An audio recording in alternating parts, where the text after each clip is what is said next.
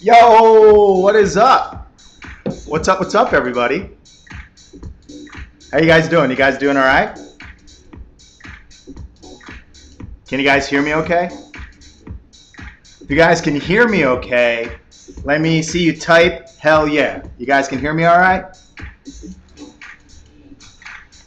I'm just sitting here like hanging out, chilling, killing some time, waiting for 8 o'clock, and it's a little bit past 8, but Eddie and I were just talking right before all this, and we got into conversation like, wait, hold on. We gotta save it for everybody.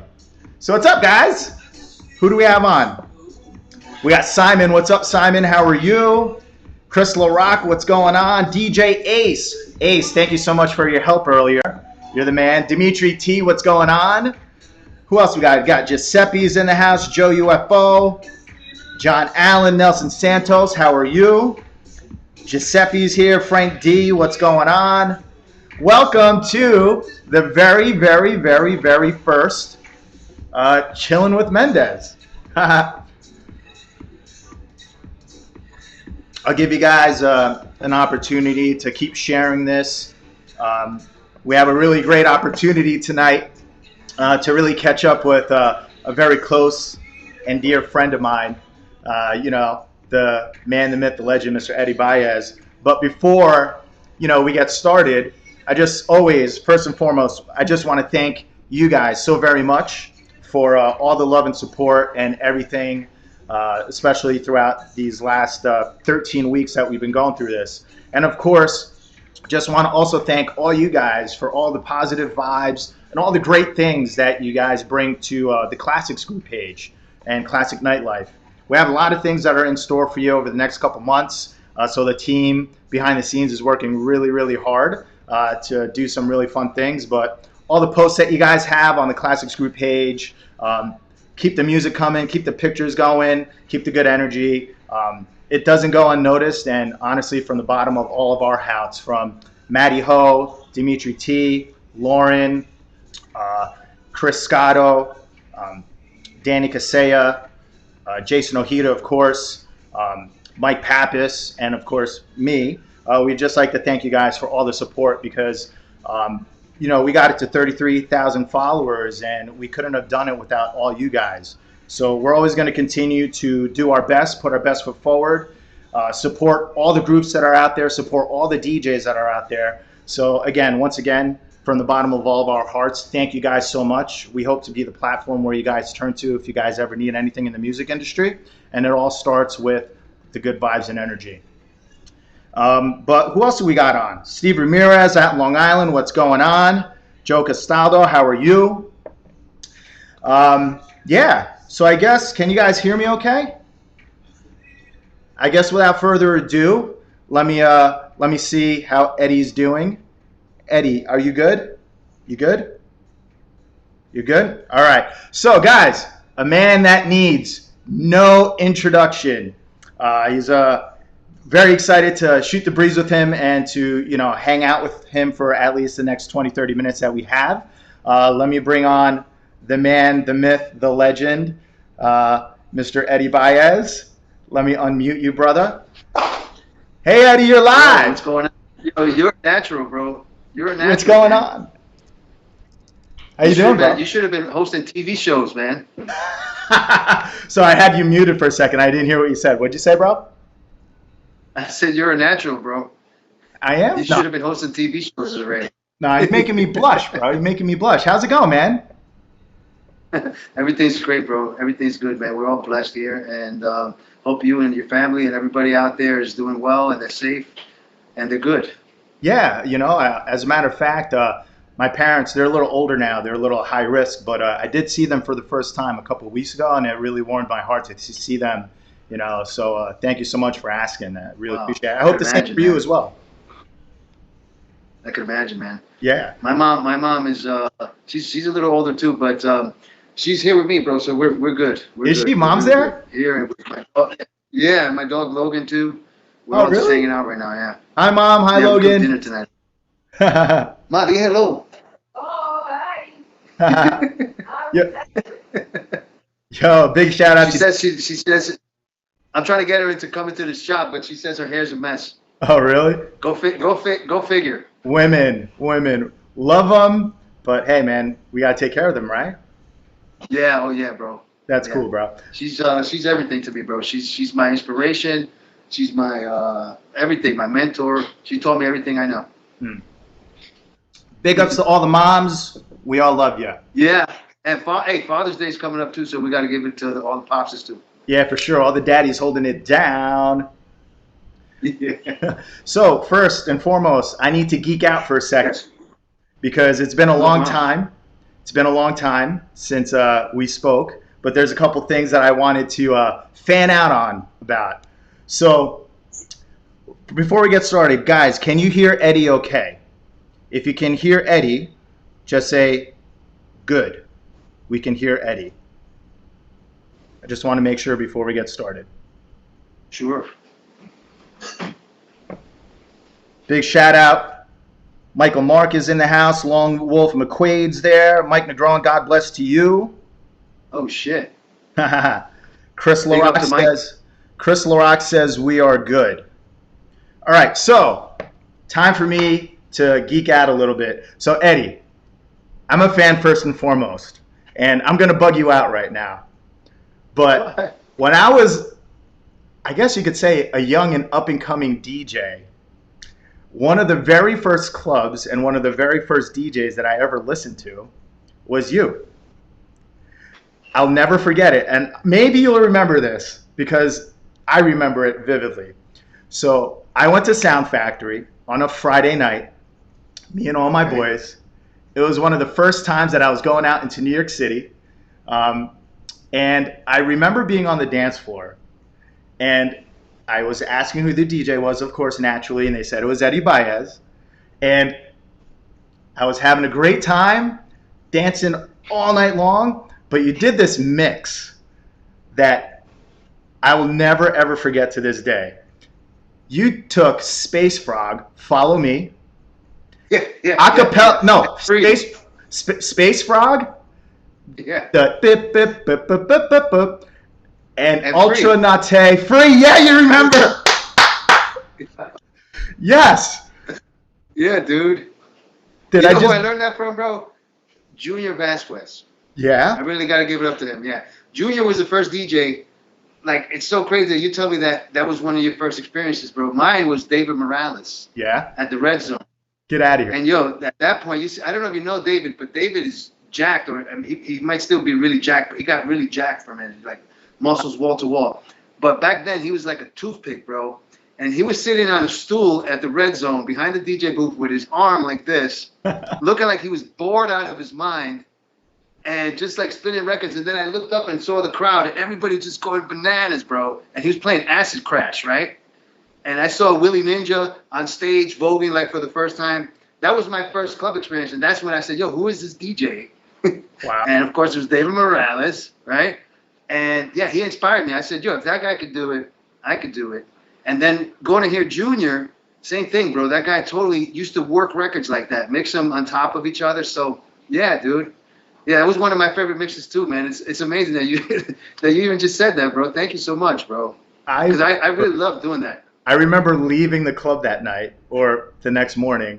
The first thing that I did was I tried to duplicate that same exact. I'm like, yo, I'm gonna do that same exact thing, and I probably played Yo, it at. join the club, Andrew.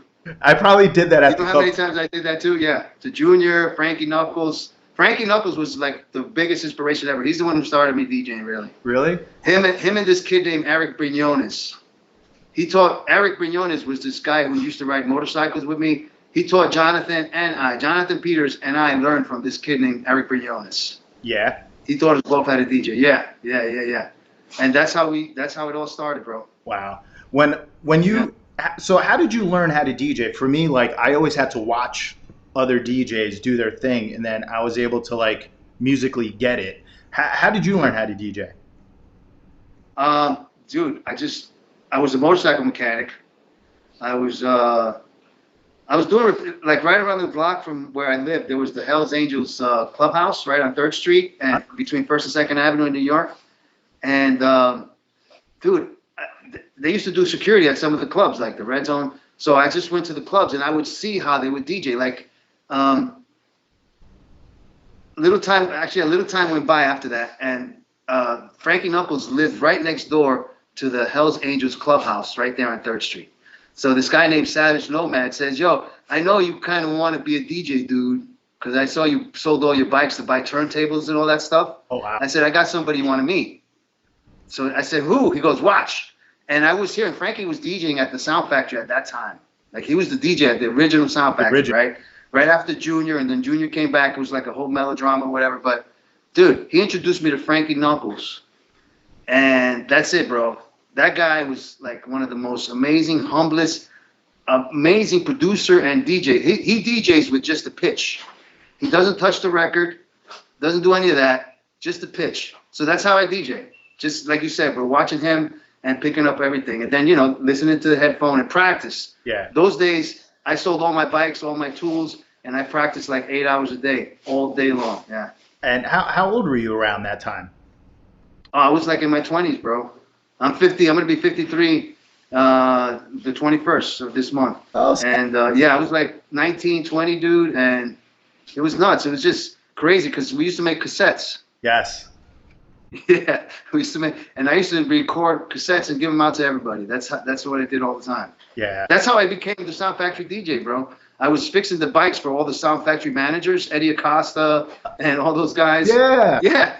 You know Eddie Acosta? Of course, yeah. Right? Who doesn't, right? And yo, he came to me one day in the shop and he goes, "Yo, dude, I know you want to be a DJ, so we got a contest. Why don't you submit a tape?"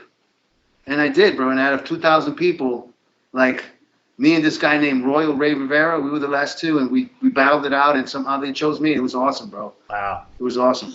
Yeah. Yeah, I remember actually the first time I met him was when I started DJing at Sound Factory on Fridays myself, because I was the resident DJ after you. There you go, bro. Way back there you go. in the day. Wait, so... Oh, yeah, man. That was before Jonathan took over on Fridays. Yeah. Yep. And Alex and Leo and all those guys came in, yeah. Alex and Leo. I wonder if they're on. Yeah, dude, you go way back too, Andrew. Come on, dude, because you've been DJing in Jersey a while, bro. Yeah, you know, like my first residency in New York City was Cheetah on Thursdays. But what's funny was I was DJing all the clubs before I was 21. Actually, my first DJ gig was at the Tunnel, the Kenny Scharf Room, after hours in 1996. That was like my first steady gig, once a month, once every other month. Remember that fuzzy room? I'm sure you remember. And, oh yeah, you think, bro? Yeah. Yeah. Then the rest is history. But speaking of the Tunnel, that's actually the first time I met you was at the Tunnel. And my story of how I met you, and it's okay if you don't remember because I don't remember much from that long ago either, but I'll never forget. It was the first time I went into the Tunnel DJ booth, and I was with DJ Gonzaga. And Gonzaga was like, "You want to go meet Eddie Baez?" I'm like, "Yo, seriously? I get to meet Eddie? I'm going to go into the DJ booth?" He was like, "Yeah, bro." Gonzaga, he was like, "Me and Eddie are good friends." And I'll never forget, like, I walked in that DJ booth, everybody left, and I wanted to stay because guess what? I wanted to watch what you were doing because I'm like, yo, I'm not leaving. I want to watch this guy spin because I want to learn. So those are like some of the stories that I have about you that really meant a lot to me because you're definitely a big influence in my career. And even though I've been doing it for a very long time, you're one of the guys that I really look up to. So I really can't wipe the Kool-Aid smile off my face that I get this opportunity to talk to you after these many years. Dude, you put a smile on my face too, bro, because I had the same experience as you, except with a different DJ, man. Like I said, for me to go see it, even going to see Junior for the first time was like going to see the Wizard of Oz behind the curtain, you know what I mean? Yeah. Like, I mean, the only difference was that Junior was a little bit more a diva than what I was used to. Like, I used to like guys like Frankie Knuckles that were like just so cool, and they would give you music. They wouldn't be like hogs or anything like that. And they just wanted to share their good vibes, bro. That's what I think that guy was really all about, like when it came down to it.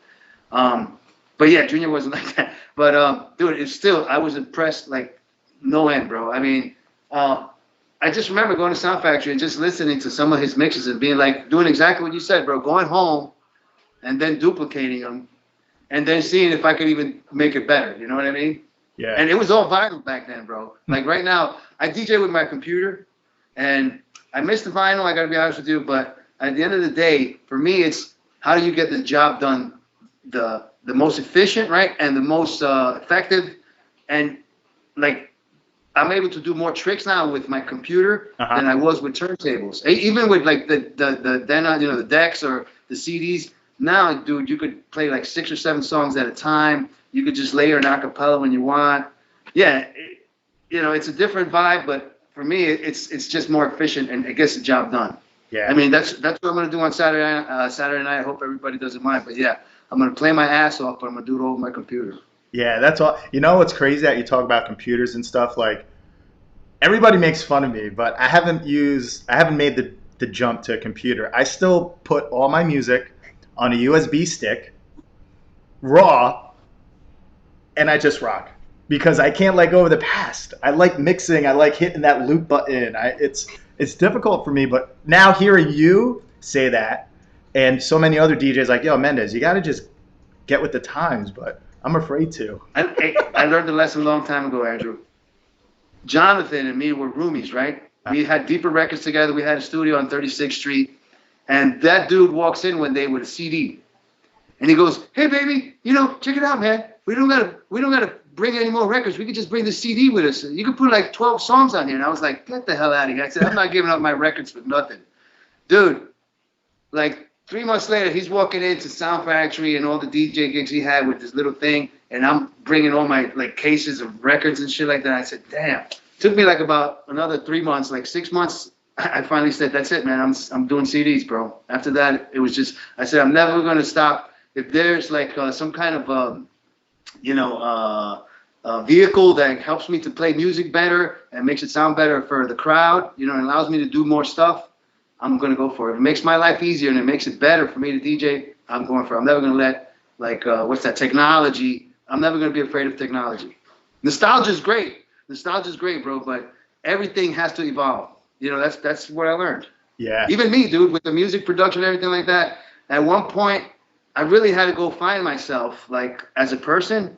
And that's why I got out of the scene. I don't know if you know this, bro, but I haven't really been doing anything or, like, DJing that much. The last time I DJed was last year. I was DJing at a swingers club for, like, 7 years. Yeah. And that in itself was incredible because the swingers crowd is, to me, the next up-and-coming crowd. Really? Because I remember when we used to go out, like really back in the day, like the early 90s, you used to go to all the gay clubs because they had the coolest DJs, all the hottest girls would go there, right? And they would be the biggest after hours, right?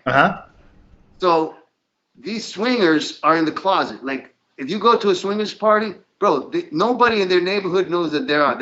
All of them are the BL. So when they get to the party, they just let it all hang out, bro. Nice. I think that when I get my next big amount of cash, bro, I'm gonna invest into a humongous swingers club and make it like a kind of tunnel or Sound Factory vibe with the smoke and the lights and all that shit, but with swingers in the mix. I think that's the next big move, bro. I swear to God. Hey, you heard it here first. That's the next big thing. Yeah. But it's funny that you say that because you and I actually both made our living with both crowds, the gay crowd and the straight crowd.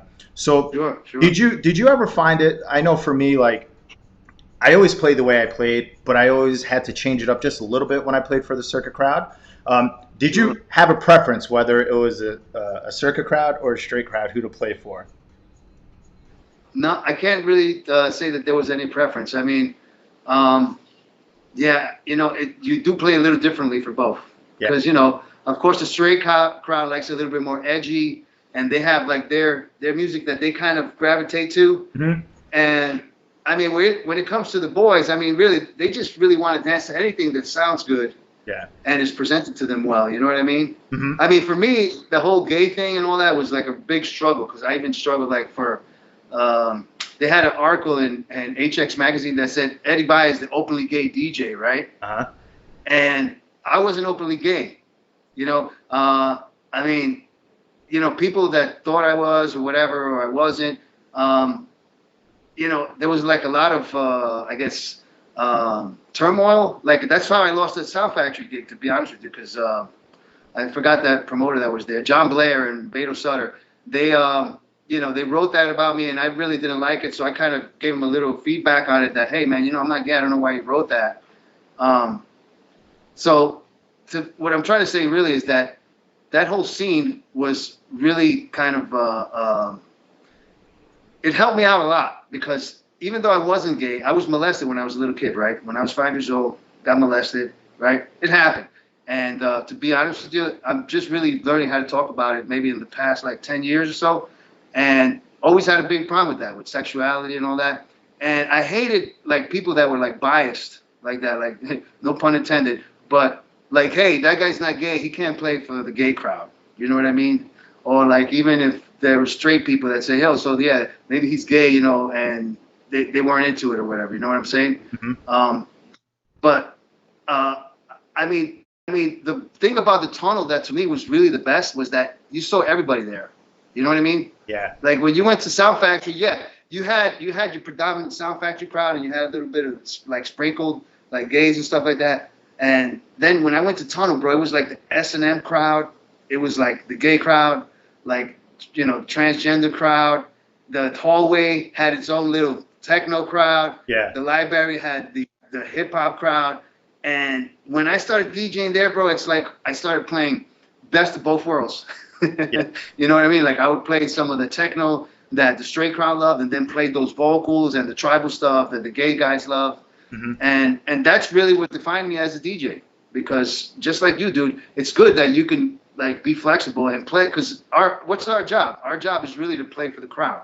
For sure. A lot of DJs get on the two turntables and they play what they think they want to hear and what makes them happy. But a really good DJ, for me at least, is always looking at the crowd and seeing how they react to certain records, and trying to find out what it is that makes them go nuts. Mm-hmm. And one of the things that really makes them go nuts is, like you said before, when you start slamming two songs together that are in the same key, and you could ride that shit for like the whole song, and make some kind of like new mix or whatever. So I found that out immediately. Once I started doing that, like biting off a Junior, everything started really happening for me, bro. Yeah. For real. Mm-hmm. So you brought up the Tunnel, and this Saturday you're going to be doing Tunnel Classics. Would you Yes, say sir. that was your favorite place to DJ? Yeah, hands down. Hands down, the Tunnel was the like, dude, I used to, every Friday night, I'd be going to work, and I'd be like, is this the night that nobody's going to be there, bro? Did these promoters not do their job tonight? Uh-huh. It's going to be empty tonight? And every Friday night, bro, never disappointed, bro. When Alex and Leo jumped on board, they added like another 3,000 people. When I got to the Tunnel, I just got fired from Factory because Jonathan, A-Love, and Lodi, they kind of like did some underhanded shit, and they said, hey, if you get rid of Eddie Baez, we'll take over Friday and Saturdays, and we'll have both nights packed. And yeah, dude, as soon as it was a devastating blow for me, but the next day I went right to Tunnel. I went on my rollerblades, because I don't know if you know this, but I used to rollerblade everywhere. And they used to call me Tootie. You know who Tootie is from the Facts of Life? Facts, of course I do. Rollerblade. She used to roller skate everywhere. So I'm going into Peter Gaish's office with my rollerblades and everything like that. I'm like, hey, dude, I want a DJ here on Friday. I hear you guys got a Friday night open. And he goes, who are you? I said, Eddie Baez. And because of the Tunnel hype, the Sound Factory hype, he knew who I was. Uh-huh. And he said, yeah, dude, go for it. All my savings, I had like about $20,000 saved up. I spent on all the promotions for like the first couple months. And from 0 people on Friday night, you know how big Tunnel is. I do. 0 people on Friday night to 1,500 people. And then Alex and Leo jumped on board, and we got like another 3,000. And then I remember the peak night at Tunnel was like 6,000 people at a Friday night. Yeah. So yeah, dude, it was like crazy because I just really didn't know what to do at the time. But going to Tunnel was like the best thing I ever did, bro. That club was just super, super amazing. Yeah, well, things are always are meant to happen in certain ways, and it was actually a blessing in disguise that had happened, because if you didn't make that switch to Tunnel, who knows where you'd be today? I would have been a mechanic. A mechanic. Hey, that's what I'm actually doing today. My main goal right now is to become a DJ. I was a motorcycle mechanic. I use I'm being a motorcycle mechanic as a vehicle to be a DJ. Now I'm using my DJing in order to be. It's my vehicle to go to. I want to do like custom electric vehicles. It's really my goal. I love building things. Yeah. Right. I mean, I love to play music. Don't get me wrong, but if I really had my way, I'd be DJing in my shop, you know, for all the workers working, and we'd be building custom electric vehicles. You know what I mean? For everybody. Yeah. So you're living in Florida now. When actually, I had no idea until like this week that you're in Florida. I had no idea. How long you been down there? I feel like so out of touch, and like shame on me for not knowing that. But no, dude, it's me that's been out of touch. I just when I dropped out, I just dropped out. You know, and I've been here a year. I got here last March, and it was my mom. My mom moved to Pennsylvania like a year and a half ago, and it was horrible for her. So I just went to Pennsylvania, and I couldn't stand seeing her there. So I said, "You're going back to Florida." She lived here before, and she moved from here to Pennsylvania. Go figure. So yeah, dude, I moved her down here, and we redid her whole apartment. I don't know if you guys can see, but me and her did everything. Like we knocked down walls. She's no joke. She's just like me. She'll do anything. Yeah. But dude, it's so great down here. I mean, I'm a New Yorker, tried and true. You know what I mean? Tri-state area, that's for me. But it's so beautiful down here. I mean, just imagine being in Miami every day. Because when we used to come down to the Winter Music Conference, what was it like? You know, the beach, right? Sun, right? And just great weather and cool people, man. Everybody down here is so mellow. So yeah, bro, I love it. I mean, all big ups to New York all the time, but man, Florida's got it going on. Yeah, huh? Florida's got it going on. Do you have any opportunity to like go out at all down there? Like, what's the scene like these days in Florida? Club scene? No. It's just more like the bar scene, you know, the high-end bottle scene. Yeah. Miami's still nuts. They do have some clubs, but to me, it's not the same. Like, I don't get the same vibe when I go to the clubs. Yeah. Like I used to. It could be me, but yeah, I mean, it's totally different scenario. I'm telling you, the big clubs because I went to a couple of swingers events down here. Dude, they got it going on. Because it's just, they have a better vibe. It's not so, like when I go to those bars and stuff like that, it's real tight. Yeah. And you have to know the clique. You have to know everybody. When you go to these big swingers parties or whatever, everybody's just so open and cool, man. I mean, it's just like everybody just wants to have a good time. And that's what I remember back in the days. You know, everybody went to the club, and it was like a big family. I mean, dude, I still go back like sometimes to dancing at Sound Factory, like the original Sound Factory, and remembering that song or remembering that particular moment, you know what I mean? Yeah. That just, you know, turned me out. That made me say, yo, I got to do this. I want to be a DJ. Yeah. And I don't see that inspiration as much anymore. You know what I mean? People just want to go, and it's kind of like more just like I said, they don't want to interact with other people. They just want to be like more to themselves and stuff like that. Yeah. I haven't seen like anything like Shelter. Oof. Oh, like yeah. Shelter does that. I mean, I don't even know if they're still around, but I hope they are, because Shelter was one of those clubs that you can go and you can let go. And that's the other thing I noticed too, that when you go to those parties or like Sound Factory or like the Tunnel or any of those things, dude, you used to have dance circles. People you get together and dance it out. You know, I'm a breakdance kid. I grew up with breakdancing, so when I saw that, I was like, yo, that's like the new breakdancing. Yeah. And you saw the moves that they were doing and all that stuff, and you're like, whoa. You know what I mean? It's like they brought it to the next level. Yeah. And you don't see that too much anymore. I used to love those dance circles, man.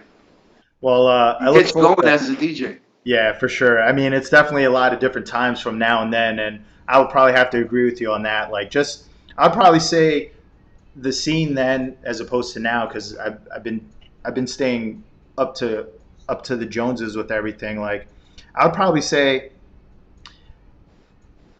then it was definitely more of a community. You know, a different kind of community, and I think that's like what the biggest thing with that grew the Classics group and a lot of these other groups. So props to all the groups that are doing the whole Classics thing. Is it's really community that drove that era and that time, and that's I would probably have to say the success of us getting to 33,000 followers in this Classic group page. Community is what really separates what we did then to now. So not only a big shout out to, of course, I see the T-shirt that you're wearing. Very nice shirt. Oh yeah, dude, that's right. classics, man. Yeah, Classics nightlife. but also big shout out to I all thought the I'd promote groups. you guys. Big shout out to all the groups Hey, that are. let me know too. I'll make you a shirt, Andrew. I'll make you a shirt, bro. I press these. Me and my mom have a side mask business now. We make masks, like custom masks. So whatever you want on your mask, bro, let me know what you want, and I'll send it to you. Give me your address. I'll send it to your house, bro. I'll even put the classics right on your mask if you want, or I'll print you up a T-shirt. That'd be pretty cool. Yeah, dude, it's on the house. Don't worry about it. But again, like the community, as far as like the music, the culture, and the music connecting us, and with all the other groups that are doing the same thing, like we got nothing but love for everybody. And if there's one thing that I do love about you, Eddie, and it's you're one of the nicest. I thought I was the nicest guy in the industry. I think, dude, you got me beat by like a mile. You've always been the coolest dude, nicest guy. I've never heard any negative things about you. And I just want to say, like, that smile that you have right there, I have some competition because I thought I'm like smiling a lot. But Eddie, Yeah. you're No, one of hey, the dude. nicest guys ever, man. I got plenty of competition. No, dude, because I could say the same thing about you, bro. Same thing. Everybody that's ever spoken a word about you, it's been well. You know, it's never been any ill feelings or anything like that. And yeah, you know what? I mean, dude, you know as well as I do that whole club scene, it could get really hectic, bro, and it could get really, drama infused quickly, especially when our egos get in the way. You know, I know that I'm guilty of that at times too. You know, especially back then, bro. You know who I am? I'm fucking Eddie Baez. You know what I mean? But that I learned my lesson, bro. It's not all about that, bro. It was really about the crowd and, like you said, the community and interacting with that community and making everybody feel good. So that was always my main goal.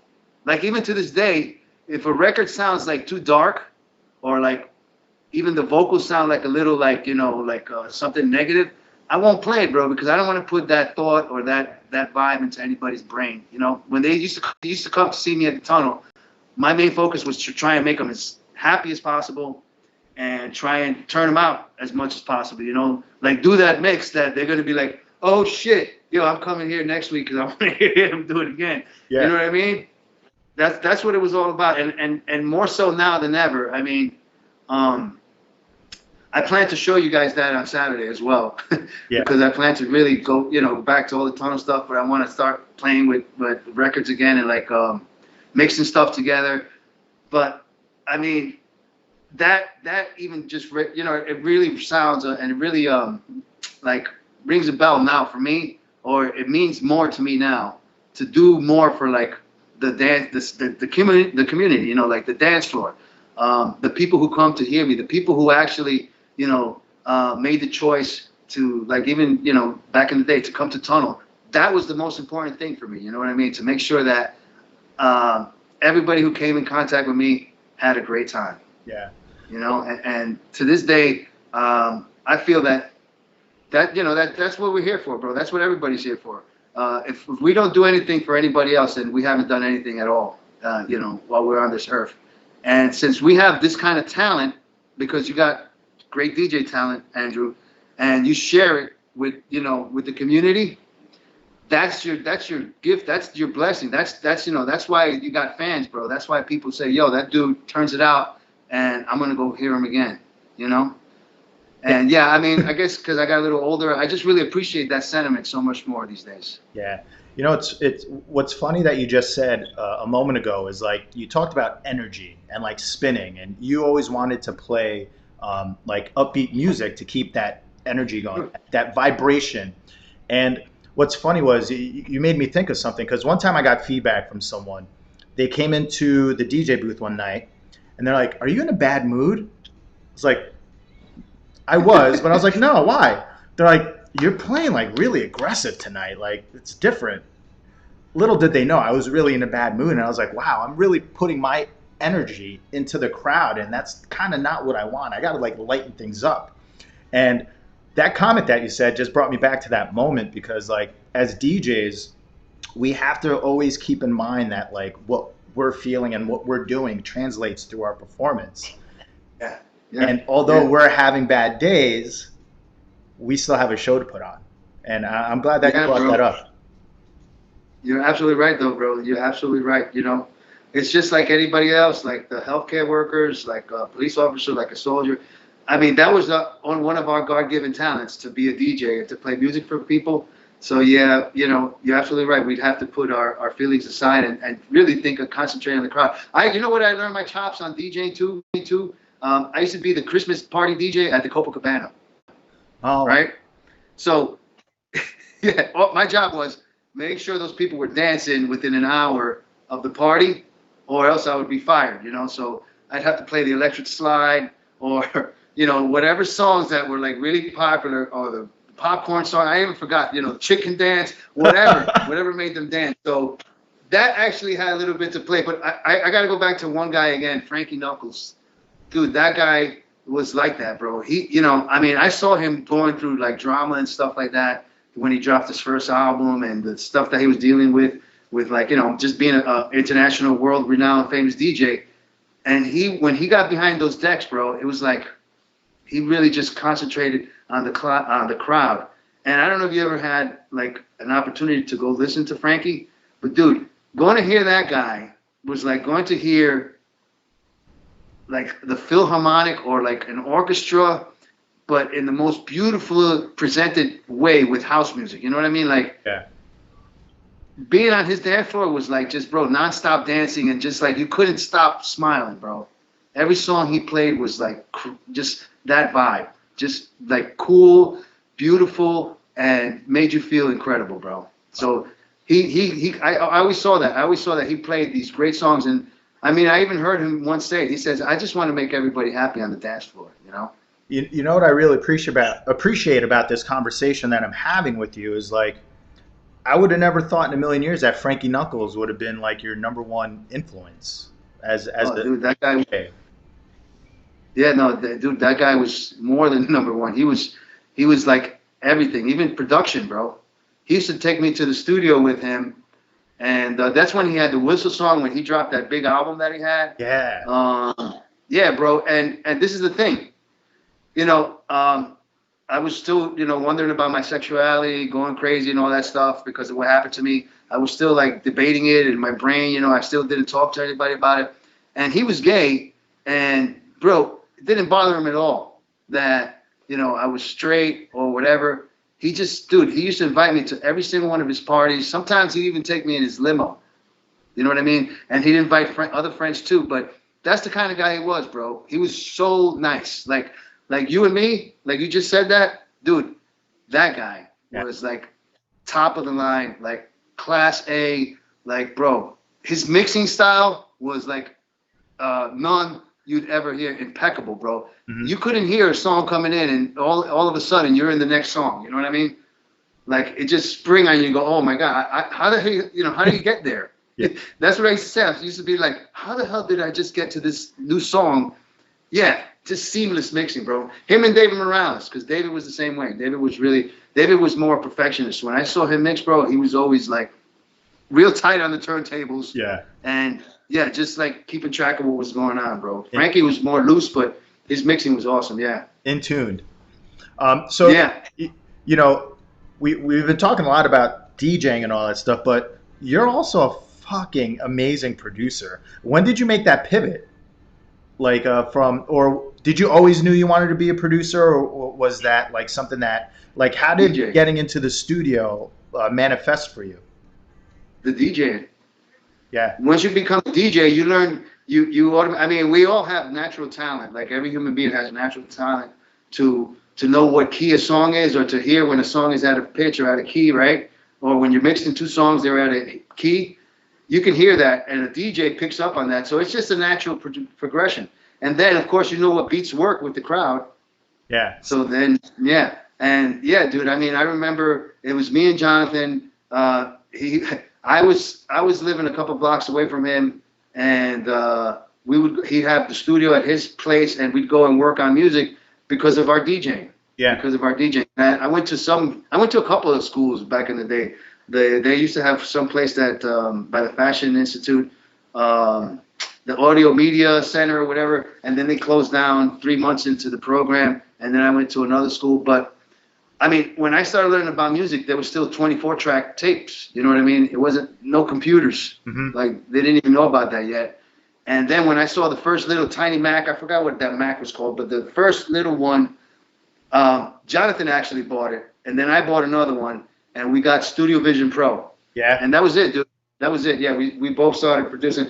I don't know how, because Jonathan didn't pick up the engineering part of it so much, but I used to love it so much, bro. Like tweaking all the buttons and the mixers. I just fell in love with it. And dude, I think it comes from being a mechanic too. Yeah. Because you know, it's always fiddling and just, you know, yeah, it just made sense. It just made sense for me. Yeah. The whole studio stuff. And I'm getting back into it now because for a long time, I got to tell you this because that was one of my biggest problems. Dude, I had like an esteem problem. Like I would make stuff and I'd be like, nah, it's not good enough. I'm not going to let it out until it's good enough. And then I got like 5 or 6 hard drives full, you know, of stuff that I just never released because I wasn't happy. Wow. But what I learned about it is as an artist and a DJ, it's our duty to put out everything that we make because you don't know what song is going to be the one, right? And you don't know what song is going to make that people happy. So it's not, I just learned that really, it's not up to me to decide, you know, what I'm not going to let out or what I'm going to put out. I have to put out everything I make, you know? Yeah. And you're going to hear a couple things in the next couple months. We're definitely looking forward to it. So like, it's funny that you say that because back in the day, I used to be very tight with like the remixes that I did and I never wanted to give them to anybody. Now I'm like, dude, take it. I don't care. Just take whatever I have in my hard drive, whatever remix, whatever bootleg, whatever I did sign, just take it now because it's not doing any use in our hard drives. Exactly. And you never know. And you know what's funny? I could tell you this from experience, Andrew, that if you listen to those things 10 years from now, you're going to be like, hey, dude, that's pretty good. Did I make that? Yeah. Yeah, dude, I should have put it out. Yeah. Good music is timeless, right? Yeah, dude. Good music is timeless. Yeah, absolutely right, bro. Yeah. When it came to your production career, is there anything that like sticks out in your head that you're like, I really love this record, or like I had a good time working on this record, or something that you were super most proud of? I was gonna say Shake It, but no. that was Why? Because I told you I played it on Saturday? That was one of the ones that weren't gonna come out. What? It was a remix. Yeah, it was a remix. Jack so it had to come out. Yeah, I wasn't gonna let that out. I wasn't gonna hand it in. But it was for Jelly Bean, and he said, "Yo, I need that remix like yesterday." So I was like, "All right, dude, here's what I got." I mean, I like, you know, when it came to producing, bro, I just loved it all. Yeah. Like I said, for me to do my own stuff, like for me to do an original song, and I did a few, I would just hold on to it and be like, "It's not good enough." But when they gave me a remix, oh, dude, I was on that shit. Like 3 days go by and I'm done. You know what I mean?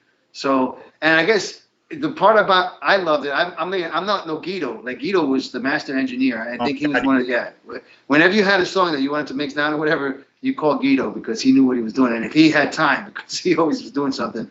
But I used to love the mix down process. I used to love just putting everything together, sequencing the whole thing. You know, all of it's awesome, bro.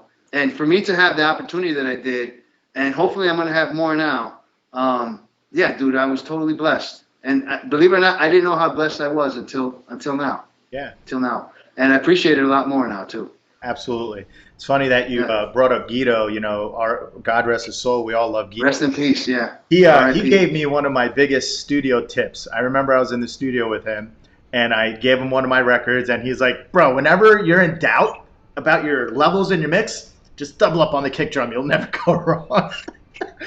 I'm like, yeah, dude. What kind of advice is that? Wait, hold on. And then he put one in the middle, and then he panned two, one on the left. Like sometimes he used 3 kicks, bro. On top of the kick that I had, he goes, dude, now listen to it. Yeah. No, dude, he was amazing. He was amazing, bro. He was no joke. At first, I thought he was breaking my balls about it.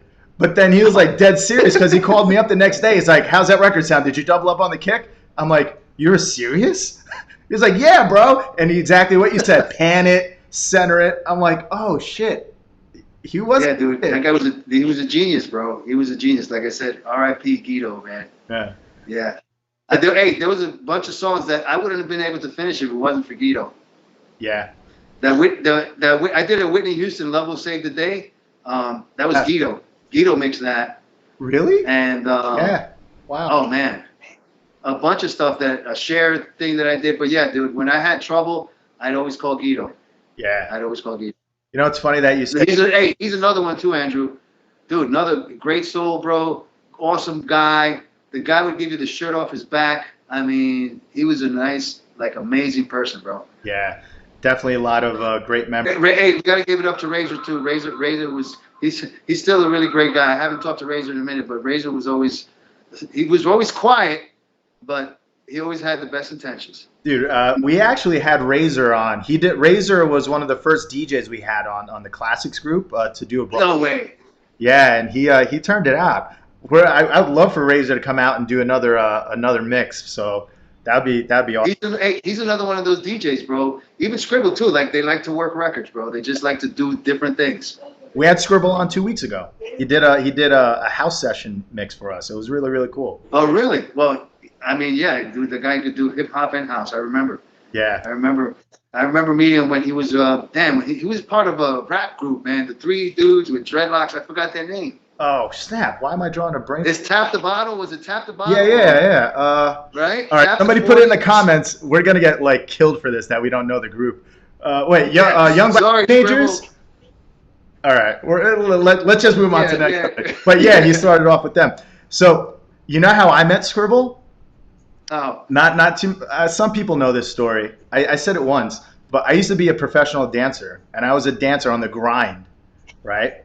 What? Yeah. And I was a dancer on the show called MTV The Daily Burn, and DJ Scribble was the DJ on this like aerobic show, and I was one of the aerobic guys on stage like dancing on the show.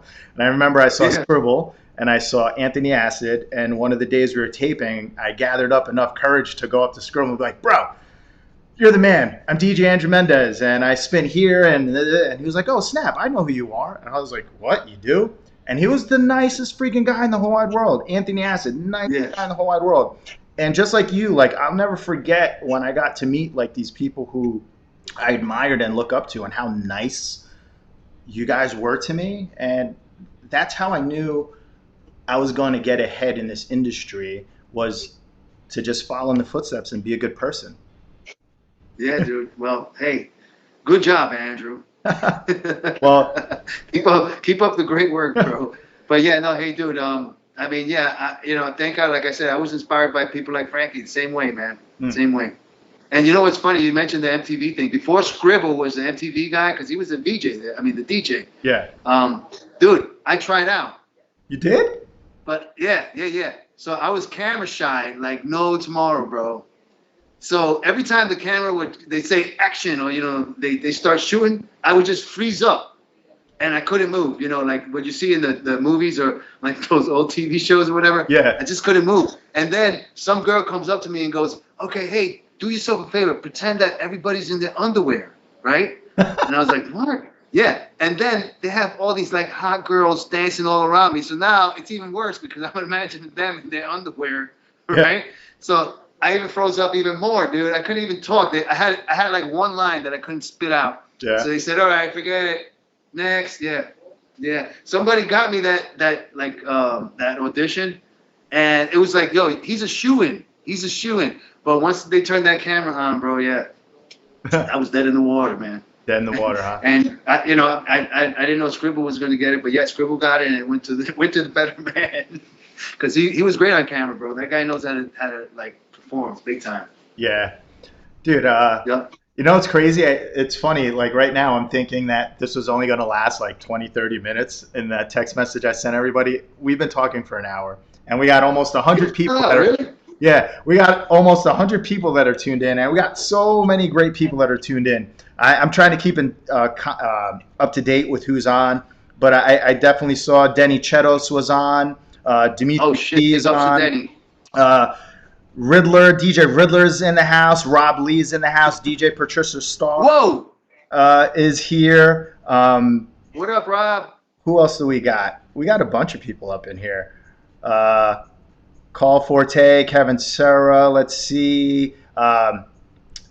There's so many comments, man. This thing is just going off. Everybody's really, really happy and excited to see you, brother. Like, honestly, like what you've done and what you're going to do and just your vibe, it's just amazing that we're getting this opportunity to hang out with you and stuff.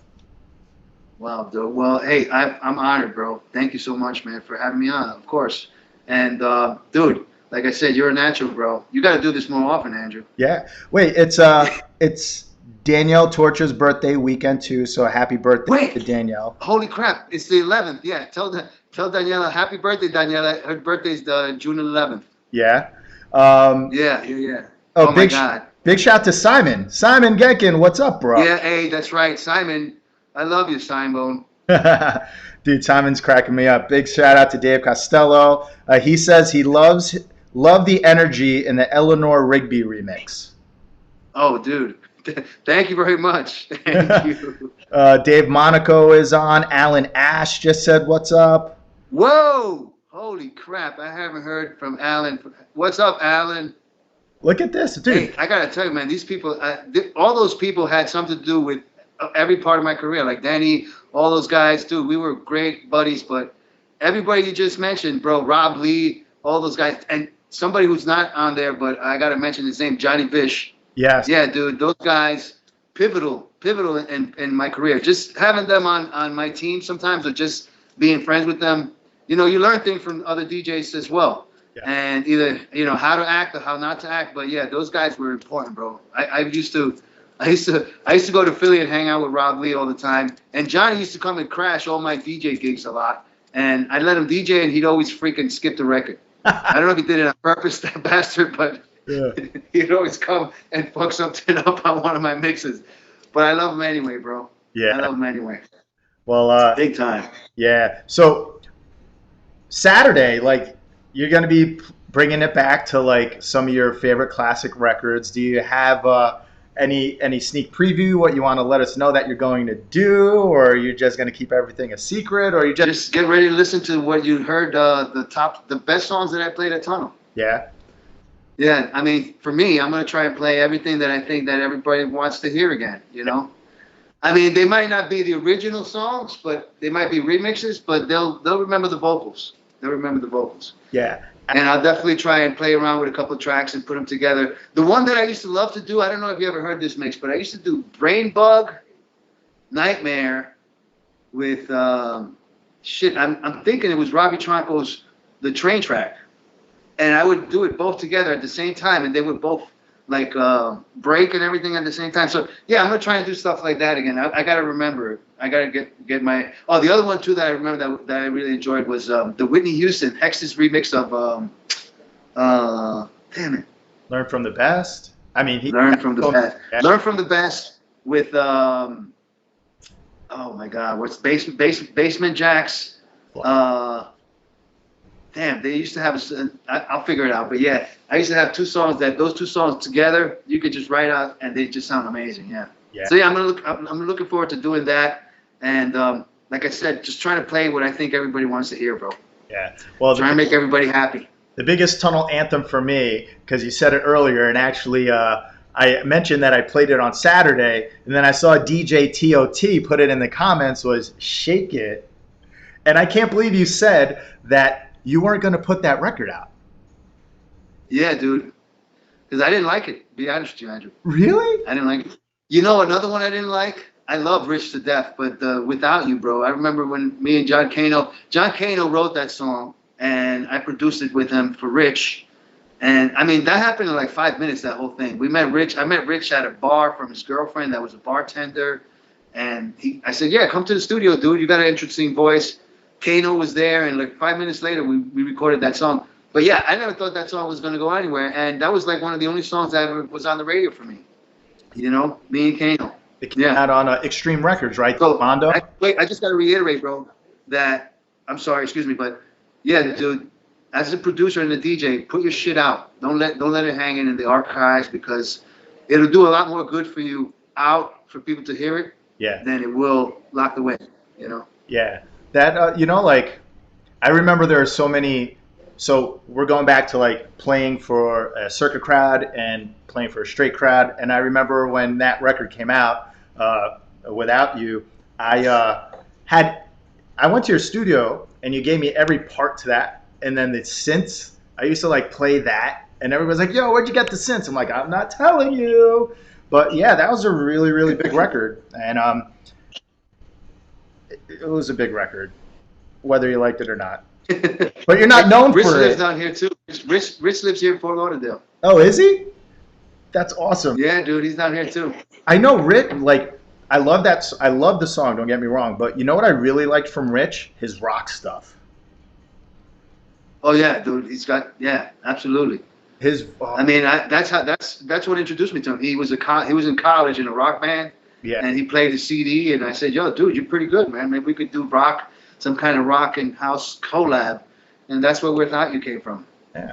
And I think I see something. Hopefully, something in the future with me and Rich, because we've been talking about it. We just haven't had a chance to get together. Yeah. So hopefully, because he does have like a really distinctive, like a Neil Diamond rockish, voice. But yeah, I can see something else. Hey, Right now, I'm doing a song with this girl Nina M, and it's a remake of an old song by Minnie Riperton called "Loving You." Yeah, I know the song. Yeah. So you're actually in the studio now. So you're in the studio now, and you're working on stuff. That's great to hear. Yeah, dude. Yeah. Like I said, dude, I just for a while there, I got to be honest with you. What happened with the DJ thing with me too is that, dude, I used to know so many people, right? And I guess for me it was an issue. Like I said, it took me a while to really like come to terms with like a lot of stuff that was going on in my life, but just felt kind of lonely, bro, because everybody knew me for like DJ Eddie Baez. Like nobody knew me like for Eddie or for Edward, or you know what I mean? Like nobody wanted to. Everybody just wanted to hang out and DJ Eddie Baez. And I was all with that. Like for me, hanging out and partying and hanging out with everybody and doing my thing and everything was everyday life. But it got boring after a while, bro. That's what kind of turned me off about DJing. That just so many fake people in one place, like as far as like in the industry and all that. But that's my bad, because I should have been a little bit stronger, and I learned my lesson. You know what I mean? And now I kind of look at it totally in a different light. Like I said, I really appreciate what I do in the studio a lot more. And yeah, dude, in the next like week, I'm gonna have that mix done. So I'll send you the acapella and the parts. Hey, I might have to do a mix on play it. around with it too. Or if you want to do a collab, I'd love that, bro. Hey, any not excuse for to nothing. fly down to Florida, I'm in.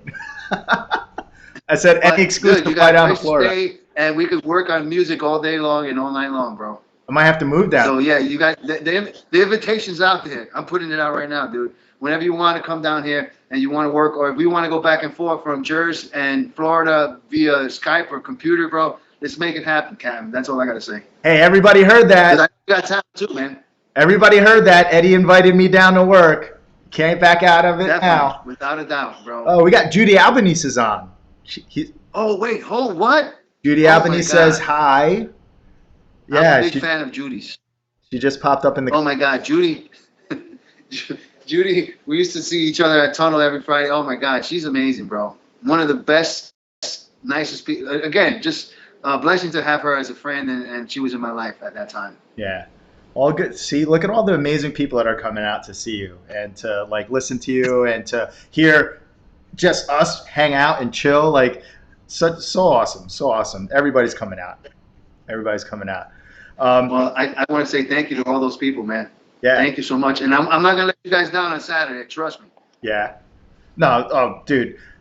I am so excited for Saturday. So I'll tell you something. Like the Saturday night crowd, they're a lot of fun to play with.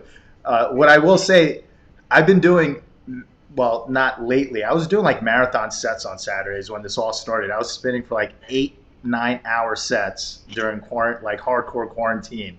So you might have everybody saying in the comments in this feed to like keep going, keep going. So they like it long and they like it hard. And if you could play all night long, I'm sure they're gonna love it because everybody's gonna be sharing. That sounds personal. They like it long and hard. Yeah, that's all right, dude. I'm going to bring it. So Saturday, it's going to be we're going to be broadcasting it on the Classics group page and Classic Nightlife. But I also have your Twitch feed. It's also going to be on your Twitch, and your Twitch is just DJ Eddie Baez, correct? Yes, if everything goes right. I mean, tomorrow, I guess we're going to go through a trial run that you and Dim and like Simon's going to be on. So yeah, I'm going to try everything tomorrow. But I was thinking if I could go straight to Facebook, I guess I'll figure it out all tomorrow, because right now what I'm having a problem is the Twitch app. I'm just having a problem getting the sound into the Twitch app. I got sound into the Facebook Live, but I'm gonna try and figure it out by tomorrow. Don't worry, we'll help you out on that. I happen to know what I'm doing. I know, bro. Yeah, you're the genius, bro. Yeah, absolutely. Yeah. I was gonna ask you that. not on the air now, not live, but later. But it doesn't matter. Yeah, dude, I'm gonna need some help with that, Andrew. Don't worry. So, but we have your Twitch handle. It's a DJ Eddie Baez. It's gonna be either on there and it's most definitely gonna be on Facebook. Is there anything? You know what I'll do? Let's open it up. There's a little bit of a 9 to 10 second delay. Does anybody have any questions for Eddie? Anybody?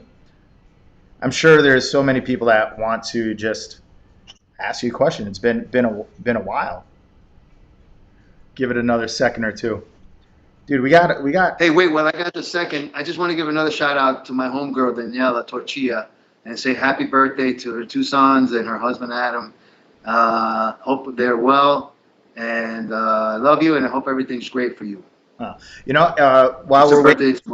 While we're waiting for some questions, Simon just posted, and I put it up on the screen, AnthemIndustries.net. Can you explain to us what that is? Oh, yes. Me and Simon have a business that's doing well so far on the mass front, because we've been doing mass. But yeah, Anthem Industries is just we're gonna sell T-shirts with any logo on it. I'm gonna have tunnel security shirts, and like DJ stuff. We got one of them says requests are like assholes. Everybody's got one.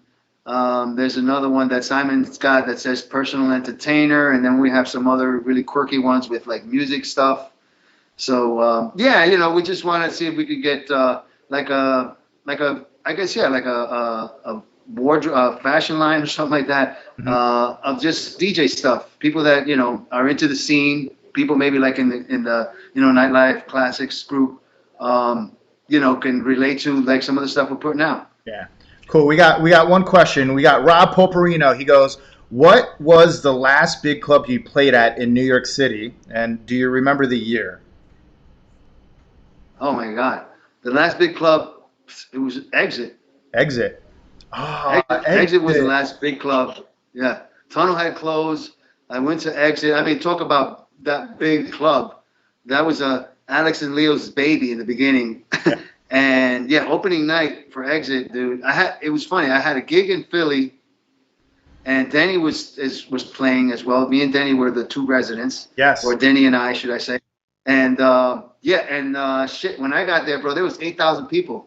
I mean, the opening night of Exit was sick. Jennifer Lopez, the Backstreet Boys. It was sick. And that was the last biggest in New York. That was the last big club. As far as around the world, the last big club I played at was oh my God, I played in Barcelona. I just can't remember the name of the club. Yeah. The Underground, I think it was called, something like that. But yeah, that was huge. They had like maybe 4,000 people there. Let me tell you, that grand opening of Exit, I was one of those 8,000 people that were outside. I thought I had pull getting into there. I had the hardest time getting into that grand opening. Thank God I finally made it, and I was in the DJ booth with you and Denny, but I was all the way in the back getting squished because everybody wanted to get in that DJ booth. Yeah, everybody. Yo, dude, yeah. That DJ booth was like packed like a can of sardines, bro. I remember that too. But when I got there, dude, I had to get to the DJ booth. I had to like cut through that whole crowd with all my shit to start DJing. Yeah. But that was such a that was crazy. That was an amazing time when you and Denny had Exit, and like that was probably one of the last mega clubs that's been out, and I used to love hearing you guys there in that room. So memorable. Yeah, dude, thank you, man. I mean, it was memorable for me too, bro. Denny was a great guy too. I mean, we had really good nights there. Yeah. All right. I love spinning with that. Yeah. He's another. You know who I used to love spinning with too? I don't know if you. Well, yeah, of course you know him. DJ Escape. Oh yeah. Remember Jeff Jonas? Of course. Jeff was a little bit of a character, but I gotta tell you, bro, me and him when we DJ, we'd go record for record. Yeah. So it was always who could do the best mix, like right after the, like I'd play two and then he'd play 2 and or sometimes we try and play together. But I love doing that kind of stuff, bro. Yeah. I really do. Jeff. So I knew all his records as producing and all that stuff. I never heard him in New York, but the first time I heard Escape was in Miami at the Pump. It was an after hours. Okay, yeah. And oh man, that was the first time I heard him DJ, and I'm like, wow, I can't believe I've been missing out on all that good stuff. He's a really good DJ. Really good DJ. Yeah, dude, and he used to get all the records before everybody. That's one thing I hated, and everybody hated me for it too in the day. Because when it came to jams, like if you wanted a record from me and I had it, I'd be like, here, bro, go for it. Yeah. Because all the DJs, I mean, I can't front. At one point, I was in the same boat. I did the same thing. But everybody used to like hoard the songs and want to have that one song for them. But I came to think about it, and I said, you know what? Being a DJ just means that I'm going to play the song better than everybody else. So I don't mind giving it out to somebody else. If it's a good record, I want people to listen to it. You know what I mean? So at the end of the day, I really kind of wasn't with that whole scene when people were like that. And that's I only brought it up because we mentioned Jeff. Jeff was totally like that. He was a record he held real tight onto all those things, bro. Yeah. Speaking of records, we have another question from Michael. He wanted to ask Eddie, where can we hear your new releases? Do you have anything new that's out? Right now, I don't have anything new that's out, Michael, but I will in the next week of that. Loving You is going to come out. And yeah, dude, you could listen to, I'm going to play the acapella and I'm going to mess around with it on top of some beats and stuff like that on Saturday. But, I mean, I was going to say, you could just do it if you want. As soon as I get something done, I'll definitely get it out to Andrew. I mean, I don't know how I could get it to you, Michael, but we'll make it happen. Yeah, I mean, give me like a month, and you'll have some stuff that's just, I don't even know where I would put it out, like Beatport or anything like that yet. So I'm just going to give it to people like you, Andrew, and hopefully, get some kind of buzz where we could pass it along, or get some mixes done by other DJs like you, man. Yeah, for sure. Michael, if you're a DJ and you want to mix an acapella, I got one for you too. Nice. We have another question from Rick Corbo. What DAW are you using nowadays? Rick Corbo. Okay, wait, could you repeat? What DAW? What DAW, digital audio workstation, are you using nowadays? Okay. Same thing as before. I use Reason.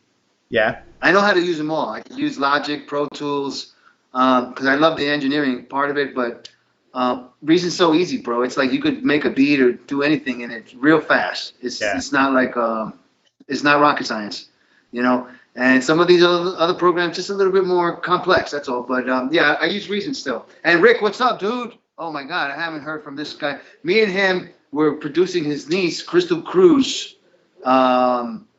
And yeah, dude, oh my God. And now he's going to kill. Oh, Melissa. Rick, tell Melissa I said hi, and Crystal, and great seeing you, Rick. Well, great hearing from you. Hope all is well. That's so freaking cool. See, look at all the amazing people there. Yeah, yo, he used to DJ at the Ritz. Wait, what was that? Webster Hall. Hall. I went way back there. Webster Hall used to be called the Ritz before Webster Hall. And I used to be a breakdancer for the Beastie Boys. What? So before Webster Hall was Webster Hall, it was the Ritz. And yeah, I used to go there and breakdance for the Beastie Boys. I used to jump off stage and people would catch me and do like breakdance moves. And to be honest, what's funny about that place, the Ritz and Webster Hall? When it opened up, the first DJ there was Frankie Knuckles. Oh, wow. The first DJ at Webster Hall was Frankie Knuckles, and he wanted me to open for him. That was the first time I DJed in a big club. Wow. So that was at Webster, the grand opening of Webster Hall. Wow, look at that. What? Yeah. It was actually, before that, me and Jonathan used to DJ at this place, this little hole in the wall down in Alphabet City called Save the Robots. Save the Robots, yeah. Yeah. I got that gig for me and Jonathan by fixing the motorcycles of the owners. Yeah. And they said, how much do I do? I said, dude, let me DJ here on Friday, after hours. Yeah. And the guy goes, yeah, all right, go ahead. Yeah, go for it. Wow. So me and Jonathan took over Fridays, and dude, it was all history after that, bro. That's where we got scouted at for Sound Factory and stuff like that. Well, actually, um, that's where the guys from Sound Factory came to hear me, but they heard Jonathan too, Yeah. because I was fixing Eddie Acosta's bike. I told you he Eddie came Acosta. in, and Yep. and once it was more of a serious deal for me to become this next Sound Factory resident after Junior had left. Yeah. Yeah, they came to save the robots. Yeah. So Eddie Acosta, yeah. so earlier you mentioned that you and Jonathan, you guys started Deeper, huh? Yeah, dude. We started that record label. I mean, it was we were starting out. Jonathan was DJing. He was when I met Jonathan, like I said, I met him through this kid named not kid, bro. Very good guy, very good man. Eric Briones. Another guy that I must say, one of the most amazing people I met in my life. And he was a wheelie king, bro. The guy could pop a wheelie like no tomorrow and ride a motorcycle like no tomorrow. So he wanted to learn how to fix motorcycles, and I wanted to learn how to DJ. Yeah. So Eric taught me how to DJ, and from what I saw, he taught Jonathan how to DJ too. And then Eric became a motorcycle mechanic, and I sold all my bikes and all my tools to become a DJ. Wow. Nice. Yeah. So you and Jonathan like really go way back, huh? I didn't know that either. Yeah, dude. I knew you guys were tight, but I didn't know you guys were like that tight. Yeah, dude. Yeah, I mean, I remember he used to DJ at this place called Cafe Iguana. Uh-huh. Right on 19th Street and Park Avenue. And Eric brought him to my shop because Jonathan needed an inspection sticker on his Ninja 1000. But he had a bald, he had a bald tire on the back. And I said, and he was a real cocky, you know how John, hey, baby. Hey. Yeah, and I was like, nah, dude, I'm not letting the tire go, bro. Get a new tire and you pass inspection. And he thought he was going to, like, charm me or whatever. I was like, nah, bro, get the tire. And I'll pass the inspection. And Eric was like, yo, don't fuck with him. Get the tire. And he ended up getting the tire like 2 weeks later, and I gave him the sticker. But that's how he became to be Jonathan's friend. No. Oh, and when we finally started hanging out a little bit, I had a brand new GSXR, right? Right? And he goes, hey, man, hey, baby, let me take it down the block. I never rode a GSXR. Don't worry, dude, as soon as he went down the block and crashed. What? Yeah, totaled the whole GSXR. So, yeah, we became friends right after that. And then me and him and Eric didn't go with us a lot, but we used to go to the Sound Factory all the time, the original Sound Factory. Yeah. There was a friend of his, Sean, with his, God rest his soul, and his girlfriend, Jocelyn, that introduced us to that Sound Factory thing, bro. Yeah. It was awesome, bro. Oh, man. That was like I said, I still think about those days, like going to that club. Yeah. You know, it's funny that you imitated him really well. It's like, hey, baby, come on. Let me take this ride. He always, oh man, that like you just made me crack up. Anybody knows him. Anybody who knows him knows he talks like that. Yeah, you know? that was awesome. That's Jonathan's persona, man. That's Jonathan's persona. Yeah. Hey, he's killing it right now. He's been spinning every Saturday. Are you able to, or have you caught any of his shows on Saturdays? No. Yeah. No, I can't say I have. I mean, to be honest with you, I listen to more like nowadays.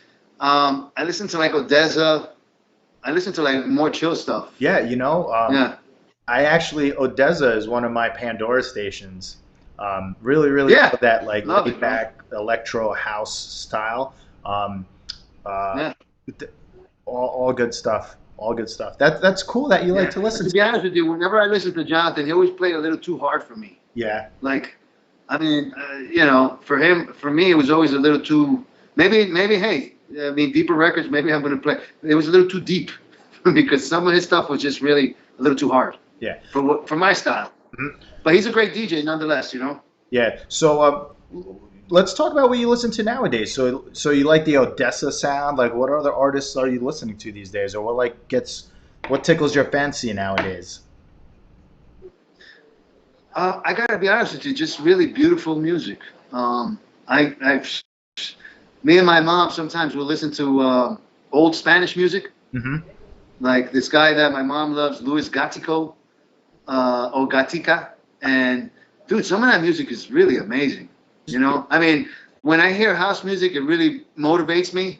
Makes me move a little bit more. But some of that other music that I listen to is more like, it just makes you feel real good, man. Yeah. You know? I feel it. And when I'm at home, I love house music and stuff like that. Actually, my mom said, "Hey, play some of that old house music that you used to DJ." So I played one of my sets, and that was the only day I blew out the speaker that day. Yeah. So uh, yeah, we try and keep it real. We try and keep it real mellow around here. I feel you. Yeah. I mean, the We last time I went out, to be honest with you, it was like about a year ago. And yeah, I went in and out of the club because it was just the vibe wasn't there for me. That's all. Mhm. It just wasn't there for me. We actually got another Wait, question. hey, Andrew, I got to ask you a question. Who inspires you these days? Like, what's one of your favorite DJs these days? Like I'm almost into the same kind of thing that you were talking about. I like Disclosure. I like Odessa. I like Kidnap Kid. It's a little older, but I like kind of more the down tempo house music, electro house kind of. That's what I like to listen to. Gorgon City. I like to Oh listen yeah. to them. So that's kind of like what I have going on in my iPod. I mean, in my iTunes playlist and all that stuff when I'm working out, doing my exercise. I really love the Oh sound, yeah. Totally. the tempo. Like Totally. it's just good. It's good music. It's a full production. You get everything from the highs to the mids to the lows, and that the sounds that are just used. That's really what I adore the most. But speaking of sounds, we have a question from David Costello. What is the best sound system you played in New York City? Or yeah, what is the best sound system? But I read the question wrong. That's what is the best sound system that you played on? And then I'm going to follow up with what is the best sound system that you've ever heard in New York City? Oh, the best sound system. Let's go backwards. The best sound system I ever heard in my life was the original Sound Factory on 27th Street with 9 BGW amps. Oh, Steve Dash, um, Phazon sound system. To be honest with you, when I was really young, I went to the garage Uh huh. and I really thought the sound system there was really good, but I was too young to enjoy. I mean, I was like 13, 14 in that club, and I didn't really enjoy it as much. But dude, that Sound Factory sound system, the original Sound Factory sound system, was like you heard every single from the highs to the lows. You heard everything and felt everything as far as bass goes, and you could also like talk to somebody on the dance floor. Yeah. It wasn't like super loud where it was killing you. It was the sound was just right. I mean, anybody that'll tell you that knows about sound will tell you that Steve Dash was a god. That whole Phazon, what am I trying to say? The whole Phazon, Yeah. No, you got like it right. Faison. era. Yeah, Yeah. that guy was alive. I don't know if he's still alive. I hope he is. But dude, his shit was so tight because he was like Richard Long was the original like dope sound system, right? Yeah. He like just was the evolution of Richard Long. So Mhm. yeah, it has to be. That's the best sound system that I've ever heard myself. How I've never about had the how about? pleasure of playing on it. Okay, so But then it's yeah, both. the best one that I ever played on would have that I would say would have to be the Sound Factory, the new one that Richard built on 46th Street was great, but it was like a drag car. It was like a drag race, drag vehicle, a drag car. It was all, all the way pedal to the metal all the time. And believe it or not, it would bother my ears. Yeah. Like if I was on the dance floor for too long, even when it was crowded, it would just like bother me a little bit.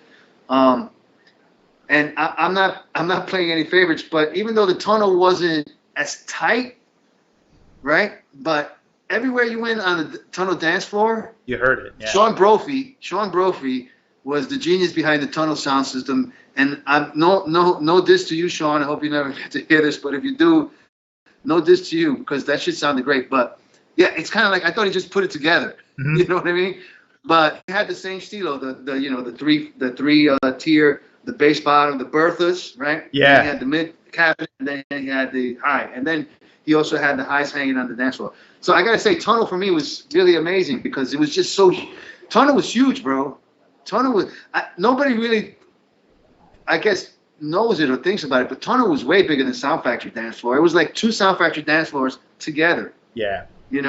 So for that whole thing to be sounding right and good, I thought was a big event. Yeah. So yeah, I would have to say the best sound system I ever played on was a tonal, or believe it or not, that what's that place called? It opened up on 27th Street right after shit. I forgot some club that opened up on, but they had the Function One sound system. You ever played on those things, Andrew? Yeah. Function One. Uh-huh. Yeah, those things sound super tight. When you got a good like array of the whole Function One bass bottoms, the mids, and the top cabinets, that I haven't heard anything better than that. Yeah. My personal experience. We had somebody hop on that made a couple comments. We got Keith Littman in the house. What's up, Keith? Shit. That's true. That's true. Nightclub and house music royalty right there. Absolutely. I mean, when I see Keith Littman, yeah, I gotta bow my head, bow down a little bit and give some respect to that guy. That guy has the best keyboard lines ever, ever. God bless Keith Littman and his keyboard lines. Yeah. What's up, Keith? Yeah, Keith Littman in the house. What's up, Keith? How are you? I hope you're doing well. It's been a long time. Yep. That's awesome. That's awesome. I'm trying to think. Like, I never got to experience the Sound Factory sound system, but I definitely got to experience the Twilo sound system, and it was awesome. Shit, dude, close, very close. That's Steve Dash. Yeah. Yeah, Steve Dash. But he switched it around. He's when the Twilo came in, he changed the amps. So you know what? I can't say because I wasn't a big Twilo head, so I can't say when I went there, it didn't sound the same as the original Sound Factory, but he did have that same phase on setup. Yeah, he did have that. Yeah. That I wish I had an opportunity to go to the original Sound Factory because I just, like you just said, heard amazing things. The sound there was just amazing. Yeah, dude. Yeah. Definitely. I mean, that was the club for me. That was the club that made it all like change for me. Like, I really wanted to be a DJ when I went to Sound Factory. Red Zone was great. Yeah. Even this other club called Home Base. This guy David DePino, another great DJ. He was another one who loved to. He worked records like nobody I've ever heard. I wonder why he never got as many DJ gigs as he should have because that guy was awesome. I think he also played at the Sound Factory at one point. But the Sound Factory is just the one that opened it up. Like, bro, I was there every weekend. Yeah. Every weekend. Yeah. Keith Littman wants me to ask about you climbing palm trees. Wait, what? Oh, shit. Ask Eddie about climbing palm trees. I'll tell him, hey, tell him to give me his address, send me the address, and I'll send him a couple of coconuts. First time I get to Winter Music, I'm Dominican, so the first time I get to Winter Music Conference, right, we're all hanging out, and when I was a little kid, I used to climb coconut trees like no tomorrow, bro, and get the coconuts, right? Get out of here, really? You got to climb it in a certain way, to get to the top, and then you slide down. So I just jump up there and get coconuts, and there you have it, Keith. Yeah, hey, Keith, I'll send you coconuts and mangoes. Yeah, mangoes. See, I'm Filipino. Filipinos, we love the mangoes. There you go, dude. I got some for you, Andrew. Oh, yeah?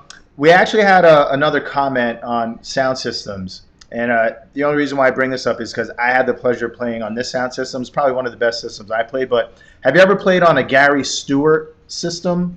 GS? Yeah, that was the Sound Factory on 46th Street. Gary Stewart. Mm-hmm. Yeah. He's the one who built that sound system. Like I said, bro, to me it was like a drag motor, bro. It was mean. It was freaking awesome. And it had so much power. I mean, at that Sound Factory, bro, I think there was like either 24 to 36 Crown. I forgot what they were. The biggest Crowns at the time, bro. Amps. Mm-hmm. And I mean, yeah, like I said, it was a monster sound system. Yeah, I played at the Sound Factories on 46th Street. That with the first sound system was Gary Stewart. Actually, the only sound system that was Gary Stewart. Yeah, I got to. So play, yes to that. I got to play Gary's sound system. He did the Roxy, so I enjoyed playing there. Yeah. And then my probably favorite, not my favorite sound system, but probably the one that's up there is when he did District 36. That was a little bit later. Gary did the sound system there, and that was a pretty diesel sound system. I didn't know that. Looks like, I think somebody just commented that Rich Luzzy is on. You want to say anything to Rich? Yeah, dude. What's up, Rich? He came. I asked him for a favor the other day for the for the live stream, and he hooked me up with a guy. He hooked me up with a guy here, but yeah. Nice. Thanks, Rich. Thanks. Dennis the Menace wants to know if you're still rollerblading. I'm a bike guy now, Dennis. Much faster than rollerblades, dude. I got in fact, if I was to show you my room right now, I got like 6 bikes, different kinds. But yeah, not so much rollerblading, bro. But when you come down to Florida, me and you will rent some, bro. Nice. Trying to Big shout out to Dennis too, bro. Yeah, Dennis is a good dude. Very, very. He's a character, and I love his energy. Funny as hell. Funny as hell too, by the way. Yeah. I think he might have missed his call, and he could have been a comedian. Yeah, definitely. What's up, Dennis the Menace? All right. So I don't know. Is there anything else that you want to go over, my man? I mean, basically, just tell everybody thank you so much for listening to my music and giving me a chance to let me play for them, and looking forward to playing for them again this Saturday and beyond. Yeah, hell yeah. Well, I guess we'll wrap things up right now. Eddie, on behalf of the whole community at Classics Group, Classic Nightlife, and all the other groups, thank you so very much for taking the time to hang out with me, chilling with Mendez, chilling with Eddie Baez. I just want to say that this is the first time I've ever done this before. So thank you for making me feel comfortable enough to have a great conversation with you.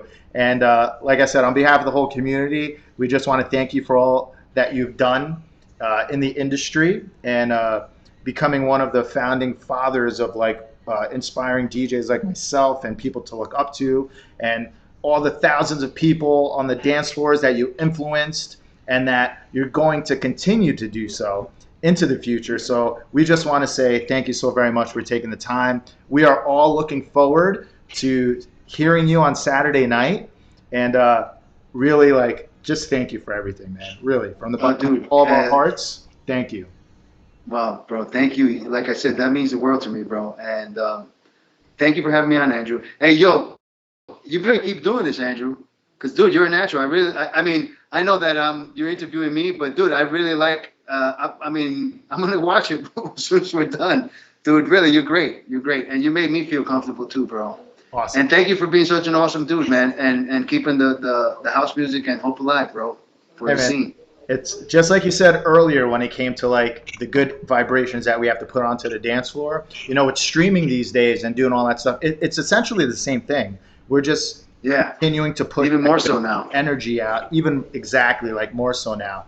So thank you so much for the kind words, but we're really looking forward to hearing what you have for us on Saturday. So guys, don't forget, Saturday on the Classics Nightlife group, the Classics group, also on Twitch with DJ Eddie Baez. Saturday night, you're going to be going on at 7 o'clock, right? 7? Yep. And playing till, that's right. Playing till, I guess, maybe the sun comes up. We never know. Either that or the neighbor tells me to shut the music off. Yeah. All right, my man. Way, but yeah, dude, I'm very much looking forward to it. Yeah. Hey, and thank you to DJ Dim as well for the opportunity, and all you guys over there at the Classics Group, bro. I mean, I really appreciate it. Yeah. And again, thank you to all you fans, and thank you to all you people that dance on my dance floor or listen to my music. And I hope I've had a positive effect on you guys, because you guys definitely had a positive effect on me. Thank you so much. Well, again, we've missed you. I'm sure everybody is very happy to have heard what is going on in your life recently, and we really look forward to the show on Saturday and many more after that. And everybody heard that Eddie did invite me down to come do some mixes and stuff, so I'm gonna hold you to that. I'm gonna fly down to Florida. Hey, I'm gonna hold you to that. Oh, all right. I'm gonna hold you to that. Yeah. So yeah, dude, whenever you're ready, and I'm gonna send you. Yeah, I'm gonna clean up that acapella. I should have it done by tomorrow, so I'll send you something. Okay, sounds good. All right, for you to take a listen to. All right, my man. Hey, Eddie, thank you so much for being with us tonight. I'm going to say goodnight to everybody. So peace out, Eddie. Guys, thank you so very much for joining us tonight. I hope you guys enjoyed Chilling with Mendez. Eddie said that I did an okay job. I hope you guys enjoyed it. We're going to have an amazing evening, guys. Thank you so very much for tuning in, and we'll see you Saturday night for the one and only DJ Eddie Baez. All right, guys. Have a good one. Peace.